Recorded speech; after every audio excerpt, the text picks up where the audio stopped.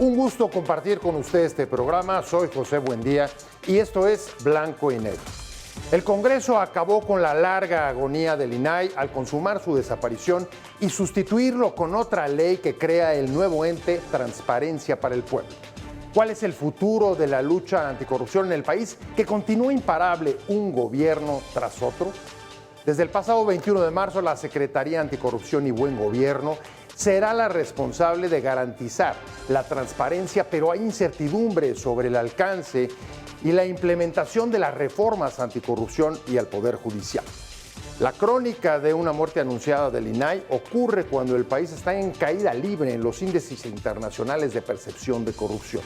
Transparencia Internacional en su última medición ha colocado a México en el peor puesto de su historia al caer a la posición 140 de 180 países evaluados, a la altura de Irak, Uganda o Nigeria. El gobierno justifica la eliminación del INAI por no ser suficientemente transparente y recuerda escándalos de corrupción en que se ha visto envuelto. Pero la iniciativa fue parte del plan C de López Obrador para terminar también con otros órganos autónomos por considerarlos inútiles y un derroche de recursos. El futuro es la opacidad y la falta de rendición de cuentas sin un órgano autónomo que sirva de contrapeso a las autoridades, como augura la oposición, o el INAI estaba condenado a la inoperancia de un modelo fallido de transparencia.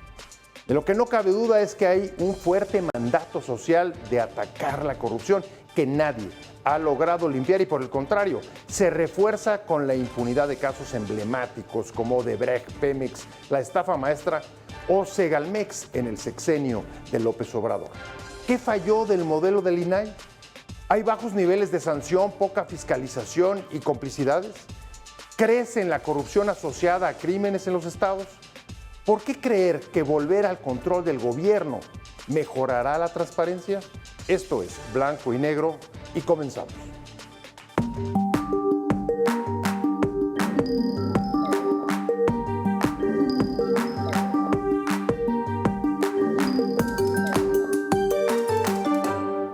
Desafortunadamente hemos observado que el INAI ni es transparente, ni es Entonces, ¿qué es lo que está mal? ¿O por qué no funcionó?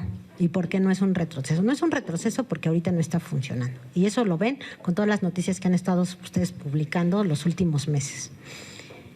¿Por qué no funciona? Porque no hay un estricto apego a la ley. Y el apego a la ley es lo que realmente es lo que garantiza el derecho humano a la información. En mi gobierno va a haber una transparencia al infinito, hasta lo que se pueda. Hasta el infinito y más allá. Con la expedición de estas tres leyes y la reforma a la ley orgánica de la Administración Pública Federal, no se fortalece la transparencia, se sepulta. Y por ello el Partido Acción Nacional anuncia que votará en contra de esta reforma. Arrancamos con Blanco y Negro. Muchas gracias por estar con nosotros como siempre, todos los martes y jueves 10:30 aquí, para poder entrar a temas que a usted le importan. Y hoy tenemos una mesa muy interesante, nos acompañan dos expertos, porque además tienen en el pulso de cómo ha sido la evolución del tema de la transparencia y anticorrupción en este país desde hace muchos años. Le diría que casi desde que comenzó o se hizo la primera ley, principios de este siglo. Me da mucho gusto que esté con nosotros la excomisionada del INAI, Jacqueline Pechard. Jackie, muchas gracias por estar con nosotros. Pepe, ¿cómo estás? Y bueno, pues ahí tienes dos posturas. Ahí tienes dos posturas. La de Buenrostro, que dice no fue suficientemente transparente el INAI, no se apegó a las leyes y además estaba en la inoperancia. Y la de, por supuesto, el presidente de la Comisión Anticorrupción de la Cámara de Diputados. Y de la secretaria. Que se burla. Dice Así hasta el infinito y poco más, como decía quién. Superman. A ver, yo creo que el IFAI y el INAI pasaron por distintos momentos. Y yo creo que eso, lo que hay que identificar, creo, es que la autonomía, tanto en uno como en otro, fueron claves. Pero voy a decir que de la autonomía. El IFAI solamente era un órgano de la Administración Pública Federal, pero que tenía autonomía de decisión y tenía autonomía de gestión y no pertenecía a ninguna Secretaría de Estado. Se le quiso subordinar a la Secretaría de la Función Pública, como ahora será transparencia para el pueblo. Pero los comisionados, los primeros comisionados dijeron no, y entonces el reglamento del IFAI quedó que no era sectorizado. Eso le daba un amplísimo margen de maniobra, pero no tenía todas las facultades de un órgano constitucional autónomo. Yo diría que ese reto, además, claro, del contexto en donde... Eso lo obtiene cuando llegamos al INAI. Al 2014.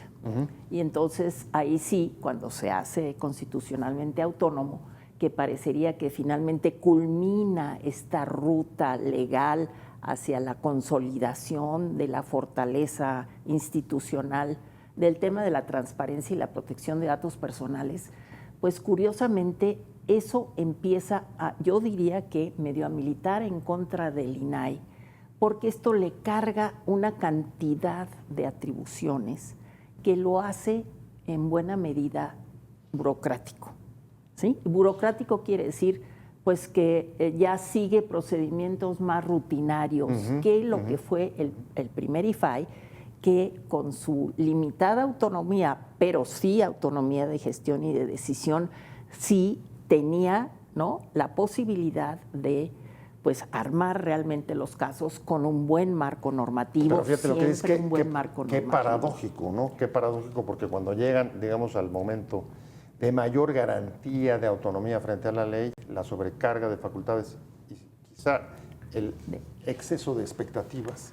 No, y ¿sabes qué? Y también ya inercias en el funcionamiento, inercias desde el punto de vista del IFAI-INAI y inercias también de parte del, digamos, de los sujetos obligados, de aquellos que están obligados a transparentar, los entes públicos, las instituciones gubernamentales, las entidades y dependencias, pues empiezan ya a desarrollar ciertas habilidades, digamos, para hacer como que cumplen y no cumplen.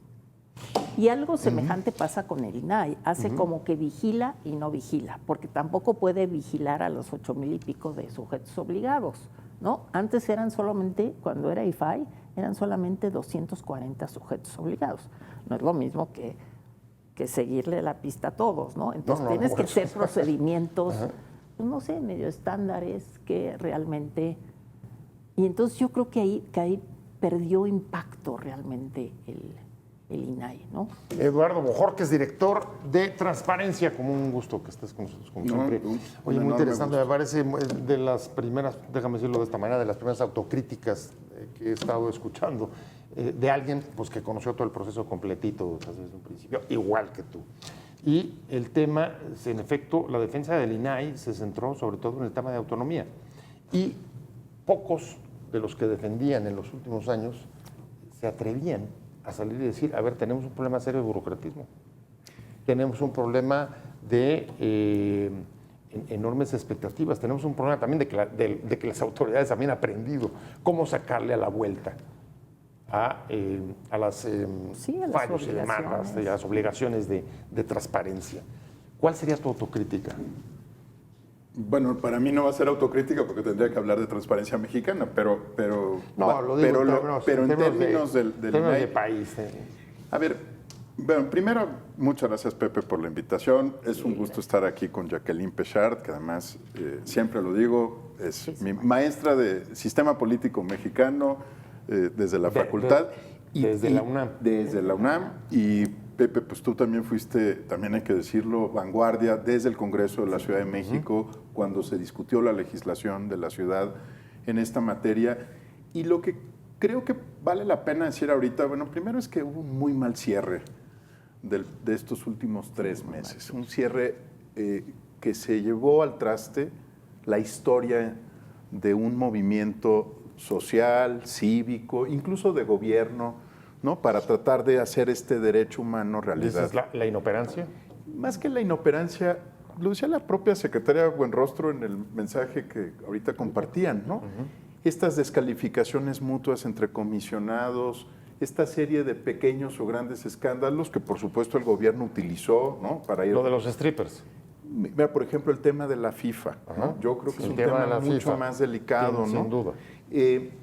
Hubo un mal cierre y eso quiere decir que hubo poca conciencia de parte del propio instituto de que lo que estaba haciendo no era solamente cerrar su gestión de estos 4 comisionadas y comisionados, era un momento histórico en la vida del país, estamos hablando desde los años 90, porque la discusión es previa al Grupo Oaxaca. Claro. Yo recuerdo a Sergio Aguayo peleando porque se transparentara la partida secreta. Recuerdo a conversaciones con el presidente Zedillo que se negaba que existiera la sociedad civil, no era un simpatizante de la sociedad civil, pero que aquellos entendía... 20 compromisos por la democracia del 94. Así es. Era una saga histórica y terminó siendo un asunto de un cierre administrativo y de una entrega-recepción. Bueno, cierre administrativo y sobre todo muy personal, ¿no? Todo era muy personal. Cada quien pero, luchando por sus cuotas, cuates. Y abandonando a todos los servidores públicos. A los trabajadores del instituto. Si no fueron capaces los comisionados de proteger. Ahí está la salida. La salida es el último día diciéndoles nos están traicionando a los comisionados del INAI, el propio staff de la institución. ¿Qué significó eso? ¿Coincides con Eduardo que eso es parte de un mal cierre? Yo coincido que es un mal cierre. ¿Por qué para mal una cierre? A ver, porque yo dije al misión. final se burocratizó y sí estoy convencida que se burocratizó. Sí, cuando uno veía las evaluaciones sobre el cumplimiento de las obligaciones de transparencia, pues lo que hacía el INAI ya nada más era un checklist y ya no importaba si realmente se había cumplido con subir a la plataforma los salarios y subir a la plataforma todas las estructuras y subir a la plataforma todas las compras. Ahí está todos los datos, ¿no? De las contrataciones del gobierno. De las contrataciones del gobierno que se caen de la plataforma de Compranet. ¿Y qué hace el INAI? Pues hace muy poco, no hace nada. Realmente son organizaciones que hacen detrás. Entonces, pero yo voy a decir una cosa. Sí. Creo que cuando una institución como el INAI llevaba también 6 años de embates constantes de parte del gobierno, porque... Estás hablando de 18 de Desde 18, es que desde las primeras mañaneras de López Obrador, si uno les da seguimiento, tú puedes ver cómo ahí empezó la denostación en contra del INAI.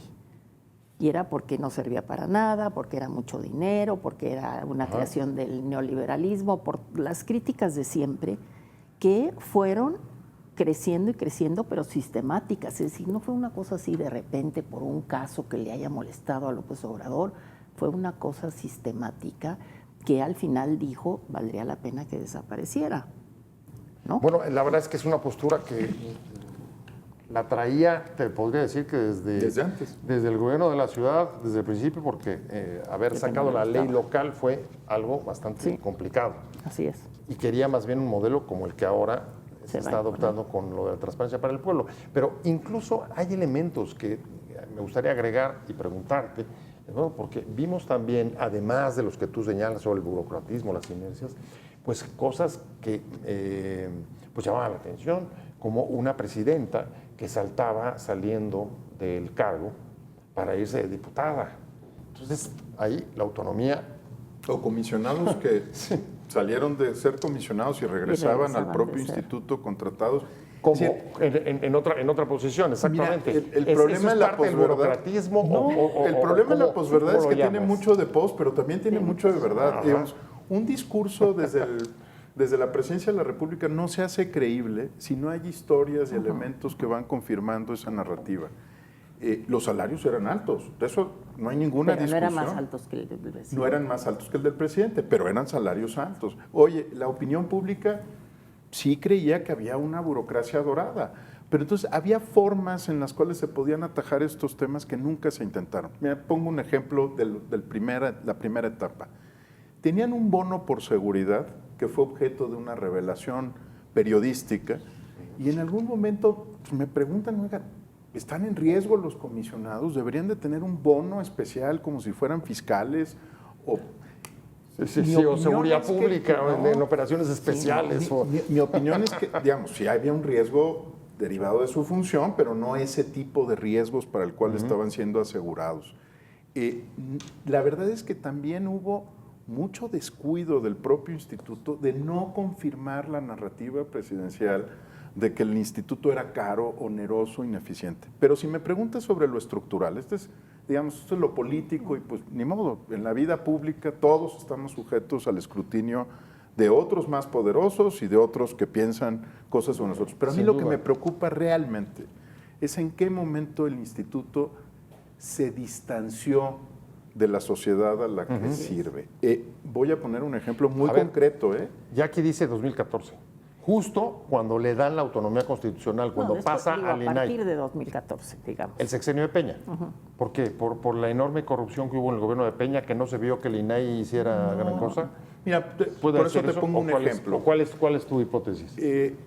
Y este es real, y yo lo platiqué con el propio pleno del instituto. A ver, el instituto, bien o mal, tenía facultades para proteger la privacidad de las personas. Yo conozco pocos temas más metidos en el corazón de una sociedad, que te roben la identidad, que seas parte de un fraude bancario porque alguien usurpó tu identidad, que la base de datos fuera comercializada. Si tú me preguntas desde la perspectiva de lo que están viviendo las mexicanas y los mexicanos, el INAI tenía el tema de la protección de la privacidad y de los datos personales una forma de relacionarse increíblemente con la sociedad. Sí. Cada vez que pasas por un filtro, hay un aviso de privacidad, un filtro de seguridad, hay un aviso de privacidad. Yo les decía, oigan, comisionados, ¿por qué no ponen el logotipo del INAI? ¿Por qué tiene que ser un texto burocrático y aburrido? ¿Por qué no promueven que se identifique al INAI con la protección de los datos de las personas? Oigan, ¿por qué no se meten más en el tema de robo de identidad? Robo de identidad es una cosa que está creciendo, Pepe. Además, es un tema de seguridad. Cuando eres víctima, es muy irritante. Pero esas causas sociales las tiene que tomar alguien. No las tomó, fíjate, para no salirnos tantito del INAI. El IFT tampoco aprovechó, el Instituto Federal de Telecomunicaciones, la pandemia. Para manejarlo, sí. Era un gran momento de decir, oye, todo el mundo tiene que estar en Internet, ¿no? Este es un momento en el que el IFT puede estar del lado de las familias que tienen a sus hijos tomando clases. No, ellos estaban discutiendo a puertas cerradas. Creo que esa es la burocratización, ¿no? Pero el punto que pones me parece muy interesante y voy contigo, Jackie, porque tú decías, hay un problema de burocración, de exceso de obligaciones que no pudieron cumplir. Yo creo que una de las más importantes fue todo lo que tiene que ver con protección de datos personales, pues sí, ¿no?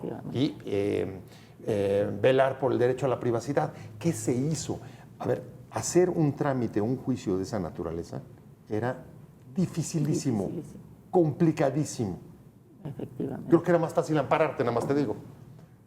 O protestar de otra manera, por ejemplo, cuando sufrías un fraude contra los bancos, de los bancos, etcétera, o un robo de identidad, como dice Eduardo.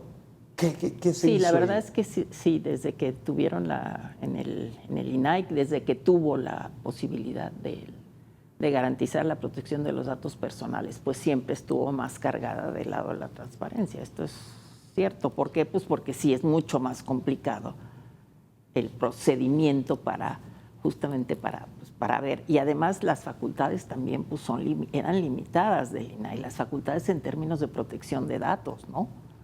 Claro, sí, lo que podía solamente era básicamente que podían corregir tus datos, que te podían cancelar unos datos, pero hacer una investigación y ya lo único que podía hacer el INAI era dar vista a, pues no sé, a las autoridades, al Ministerio Público, ¿no? Cuando había algún tipo de delito, ¿no? Pero lo que sí creo, como con Eduardo, es que no hubo una gran visibilidad de esto, ¿no? No, las campañas fueron campañas muy tradicionales, ¿no? En medios tradicionales, en spots, y había una oportunidad de acercarse a las personas. Yo entiendo los límites que tiene la ley, pero también hay una parte de creatividad, ¿no? De parte de las instituciones que tú puedes tener. Mira, en la historia oficial decimos que se desaparecieron 7 órganos, pero si somos estrictos, son 5. 2 la libraron. ¿No? Así es. La Comisión Federal de Competencia Económica y el Instituto Federal de Telecomunicaciones a través de la COFESE. Y si no le reconocemos a sus titulares, a los responsables de esos organismos que supieron entender el momento y el contexto, eran parte de la burocracia dorada en el términos del discurso político, la autonomía constitucional no era bien vista y lograron encontrar una forma de preservar la esencia. Ahora, estos 5. Y son más abstractos, perdóname, Claro, la COFECE mucho es más, mucho y más lejana lejanos de la al sociedad. Ahora yo consumidor. pregunto, el adiós a esos 5, y particularmente al INAI, ¿los van a extrañar? ¿Lograron construir vínculo con la sociedad? ¿Tú qué sientes de aquí? No, bueno, a ver, una de las cuestiones que más se le critica desde el gobierno, la justificación para la desaparición del INAI, es que los beneficios de la transparencia, digamos, del acceso a la información, fueron beneficios que solamente llegaron a ciertos sectores de la población y no a un sector amplio. O sea, elitismo.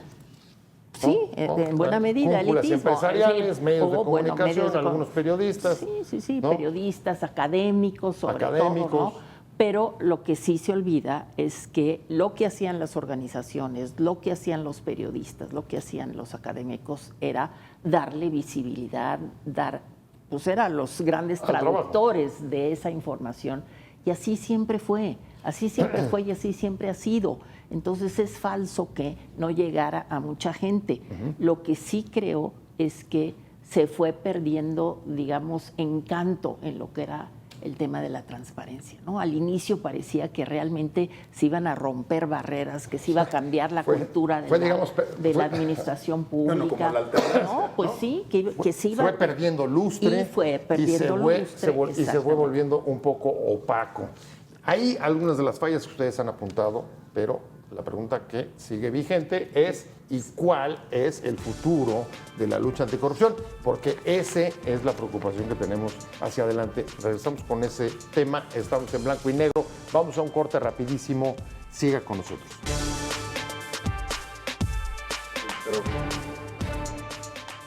Estamos de regreso en blanco y negro. Muchas gracias por seguir con nosotros. Estamos hablando de la lucha anticorrupción, la despedida, el adiós al INAI, todo un modelo que duró prácticamente 2 décadas. Pero la pregunta que nos ocupa ahora en este segmento, y nos va a ocupar yo creo que mucho tiempo, es ¿y cuál es el futuro de la lucha anticorrupción en México? Porque existe, en efecto, una demanda sentida de la población, de la gente, por atacar un fenómeno que irrita. Y ahí tiene datos para que vean nada más cómo estamos.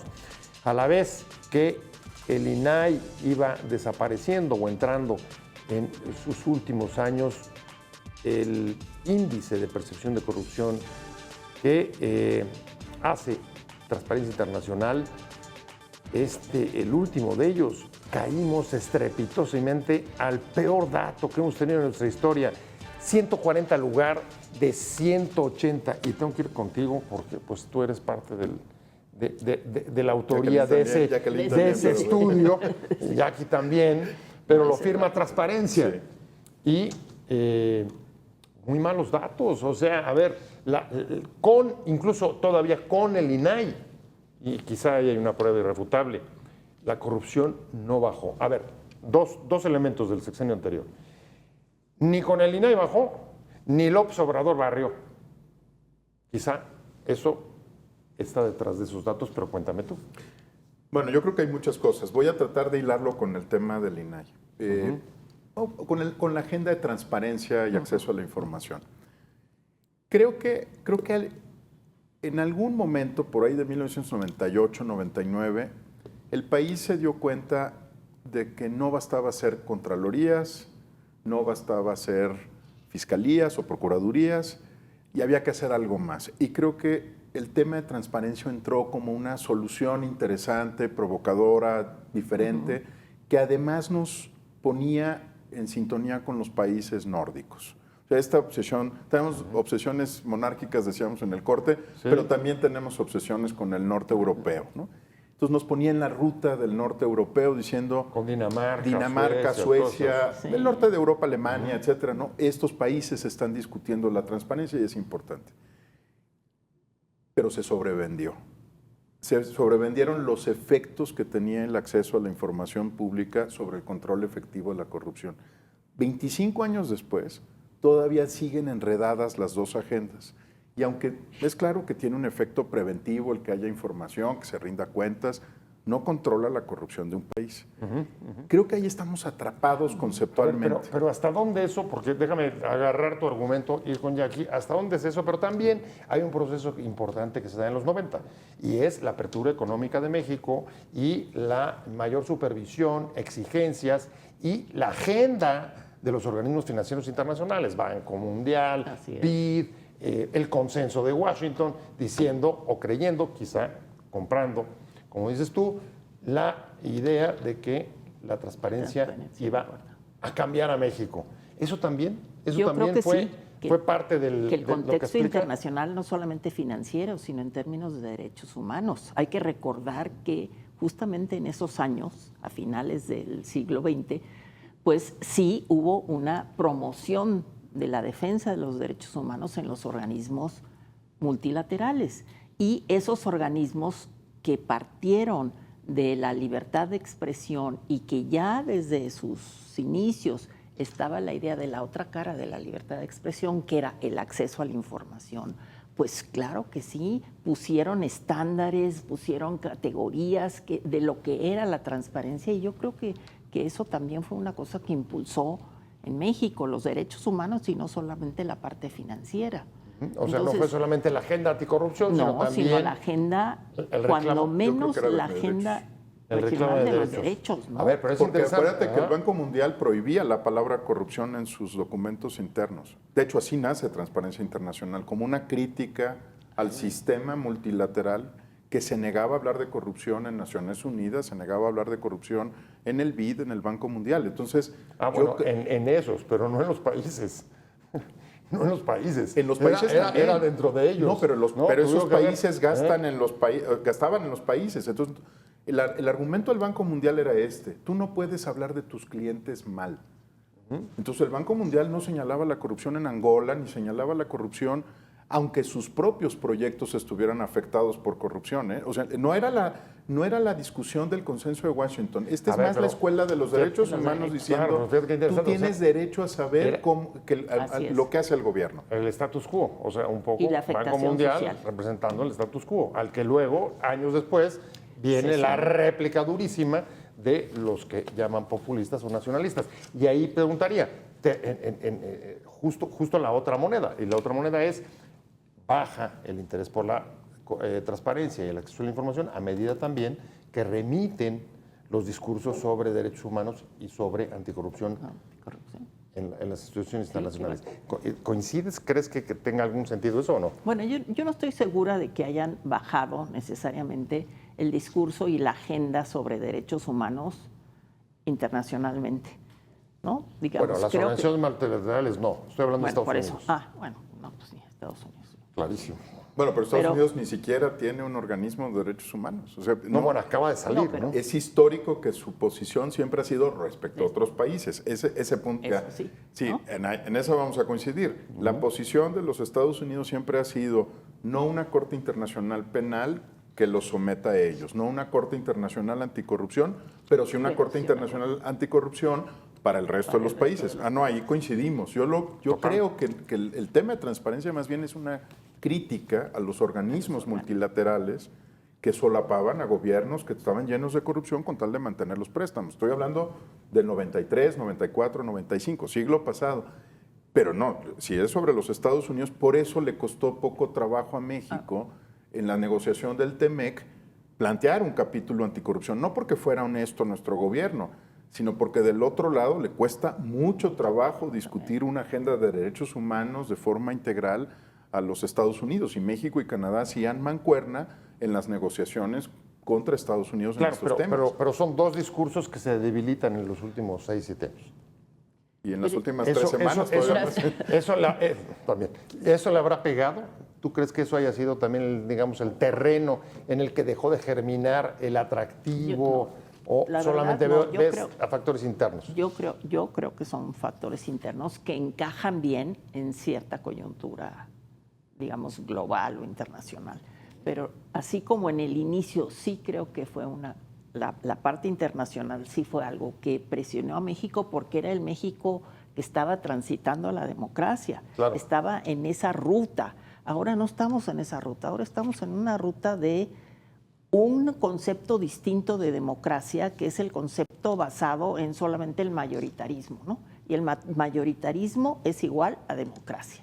Y entonces el mayoritarismo justifica que tú atropelles a las minorías, que tú no garantices y no protejas los derechos humanos, que tú digas la transparencia la controlo yo porque soy mayoritaria. Es decir, nuestro concepto de democracia se ha reducido, se ha compactado al mayoritarismo, y creo que eso se refleja, ¿sabes dónde? En el latirobarómetro de este año, en donde cómo sube la satisfacción con la democracia en México, 14 puntos Oye, del año pasado a después de décadas de caídas constantes. caer, y de repente sube, pues porque ya tenemos otra idea de democracia.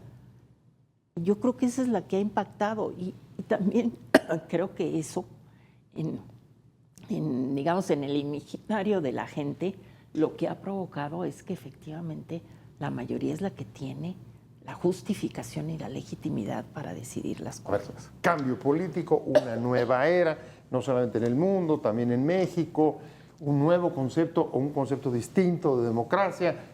Jackie dice mayoritarista, en fin, calificativo que sea. Sí. ¿Qué impacto tiene eso para el acceso a la información y la transparencia? ¿O qué lugar va a ocupar hacia adelante? Porque eso es lo que realmente nos importa, ¿no? ¿Hacia dónde va esto? Mira, creo que lo primero es que vamos a ver apertura sin transparencia. A ver si logro explicarme. Esas variables, a ver, cuéntanos. No, vamos a ver un gobierno muy abierto que puede tener una rueda de prensa todos los días, que puede tener un llamado diálogo circular con la prensa, como lo hemos visto en los últimos años, que tienes videos en YouTube, ¿no? De toda la mañanera, de todas las expresiones. Entonces tienes un gobierno abierto, pero cuando tú le preguntas lo que quieres saber, te responde no. Entonces tienes apertura sin transparencia. Mucho TikTok, muchas redes sociales, mucho YouTube, mucha apertura, ¿no? Mal entendida si quieres, pero desde la lógica de esta democracia, que se está construyendo, es donde yo soy abierto. A ver, transparencia no es igual a visibilidad. Transparencia no es visibilidad, y apertura, dar la cara, no necesariamente es que respondas lo que el otro quiere saber, ¿verdad? La transparencia supone que la ciudadanía, la sociedad, el pueblo, como quieras llamarlo, tiene el poder de exigirle a su autoridad que le responda lo que quiera conocer. Saber. Ese es el derecho a saber.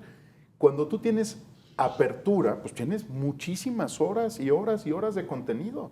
Trata de encontrar en un video de 4 horas el momento exacto en el que se dijo, y trata de encontrar el documento que respalda eso. No lo vas a encontrar nunca. Entonces tienes apertura sin transparencia. Segundo, tienes una amenaza enorme como para el tema de transparencia, que es la inteligencia artificial. Las personas van a encontrar, antes de irle a preguntar al gobierno, una solución que tampoco está basada en la verdad, sino en lo que está publicado en Internet, que le va a responder instantáneamente lo que quiere saber. Entonces vamos a tener una ilusión de que tienes acceso a información, aunque no sea gubernamental. Yo creo que ese es un tema Bueno, bien es una distorsión total. Pero eso es lo que va a pasar. Entonces, lo que esté publicado, si el gobierno es capaz de poner páginas oficiales o no oficiales que construyan la verdad para ChatGPT, eso va a reemplazar cualquier solicitud de acceso a la información. Tercer asunto que vamos a enfrentar. Estamos en una infodemia, Pepe. O sea, el parte de la allure, ¿no?, que describías, de esa magia de la transparencia, es que en los años 90 no teníamos información. Entonces, tener la información del gobierno era controlada por el gobierno, cerrada, los tres que estamos discrecional. Aquí, la primera vez que tuvimos un archivo PDF en nuestras manos, lo guardamos celosamente. A ver, a mí me tocó cranear cómo hacer para que se publicaran los datos de la prueba PISA desde París, para que no fuera en una rueda de prensa en la Ciudad de México, salieran desde la OCDE, porque el presidente se iba a ofender si estaba mal evaluado en la prueba educativa. La información era escasa. Hoy tenemos el problema contrario. Hoy tenemos una infodemia. Todo mundo tiene más información de la que puede procesar, seleccionar. Entonces no va a haber una nostalgia sobre el instituto porque tienes demasiada información que procesar. De hecho, citando a un exgobernador tabasqueño, si vives en México en este momento y no estás confundido, lo más probable es que estés muy mal informado, ¿no? En realidad tenemos un exceso de información, entonces le va a bajar la presión para el gobierno de abrir cosas porque ya no es la última fuente, última tendencia que hay que tener en el radar. Sí. Hoy el sector privado tiene más información sobre la población que el propio gobierno. Y nuestras leyes de transparencia, las anteriores y esta que se aprobó, son todavía muy siglo XX. No alcanzan ahí, claro. Parten del supuesto que la información gubernamental es la única y apenas logramos con la reforma constitucional en el 15, en el 16, que se dijera también son sujetos obligados los particulares que reciben o ejercen recursos públicos. Pero hoy la información relevante la tiene Waze, no la tiene el departamento de tránsito de la ciudad. Tiene tu localización, sabe dónde estás. Los bancos. Entonces la privacidad, por eso la tragedia de no conectarse con la agenda, no me refiero con las facultades, con la agenda de privacidad y de datos personales, porque el aliado que deberíamos tener en este momento, cuando la información es estrictamente privada o esencialmente privada, era un órgano como el INAI. Entonces, ¿qué vamos a extrañar? No, pues no vamos a extrañar la información porque estamos saturados. Vamos a extrañar... Ni le vas a estar exigiendo como hace 2 décadas. Y además, para cada pregunta que tengas hay un video en el que se hace referencia parcial al tema y no es este público especializado que traduce, interpreta, analiza.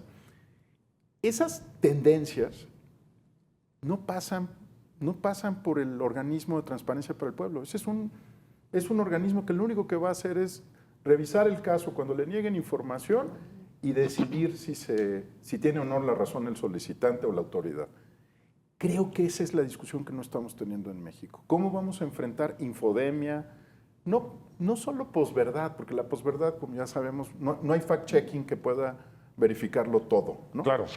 Es cómo vamos a preparar al país para flujos distintos de información. Y la verdad es que lo que estamos discutiendo es cómo desmantelar una institución, no cómo crear el modelo de acceso a la información pública para la sociedad que vamos a hacer en 10 años. Bueno, digamos que la pregunta con la que arrancamos no solo sigue vigente, voy a tener que ir un corte de regreso contigo, pero la pregunta es cada vez más intrincada. ¿Cuál es el futuro de la transparencia y el acceso a la información? Y por supuesto la lucha anticorrupción en este país dentro de las tendencias que acabas de describir y la puesta en funcionamiento de un nuevo modelo, si me dejan decirlo de esta manera, en el que el gobierno vuelve a tomar el control del manejo de la transparencia y el acceso a la información con el ente Transparencia para el Pueblo entró en vigor el pasado 21. Regresamos con eso, si les parece. Estamos en blanco y negro. No se vaya, regresamos, seguimos aquí.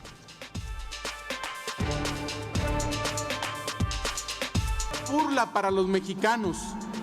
El mismo gobierno que genera la información decidirá si procede o no conocer de ella.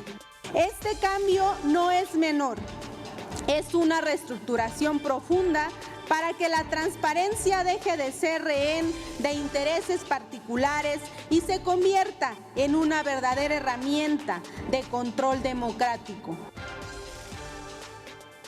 Estamos de vuelta en blanco y negro. Muchas gracias por seguir con nosotros. Ya ahí tienen en pantalla justamente la nueva ley que creó el ente Transparencia por el Pueblo, que va a sustituir al INAI desde el pasado 21 de marzo, 90 días para hacer el tránsito entre los dos organismos. Y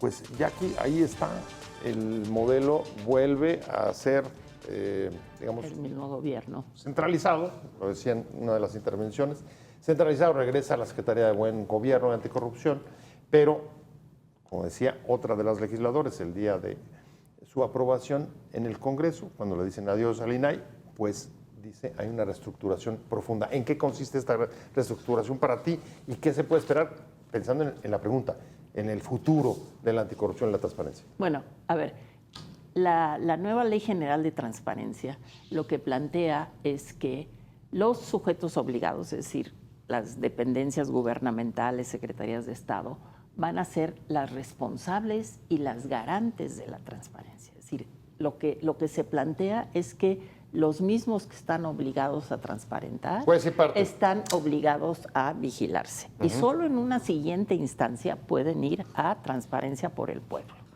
Es decir, aquí se concentran esas dos cosas en el entendido de que como es un gobierno que está comprometido con las leyes y sobre todo con los intereses del pueblo, pues entonces en esa medida pues van a actuar bien y cuando por algo les falle, pues ellos mismos van a revisarse.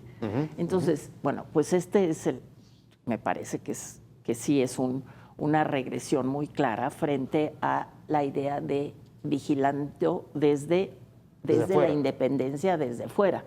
Pero también es cierto que lo que logramos a lo largo de todos estos años fue que hubiera una normatividad, procedimientos, mecanismos que fueran homologados. Es decir, eran los mismos, no importaba si era una solicitud de información en Guerrero o si era en Nuevo León, sino era para todo el país, para todos los sujetos, y eso lo que le daba pues era pues, una consistencia y también pues una idea a los ciudadanos de qué era lo que sí se podía dar, lo que no se podía dar. Había estrictas medidas eran pruebas de daño para decir por qué esta información no se puede dar, ¿no? Se ponderaba qué se ganaba si se daba la información, qué no se ganaba, dónde estaba el mayor interés público. Ahora hay una reserva de información que dice pues que no vaya a dañar la paz pública, que pues quién sabe qué será eso, ¿no? La paz pública. ¿Cómo conceptualizas en México la paz pública?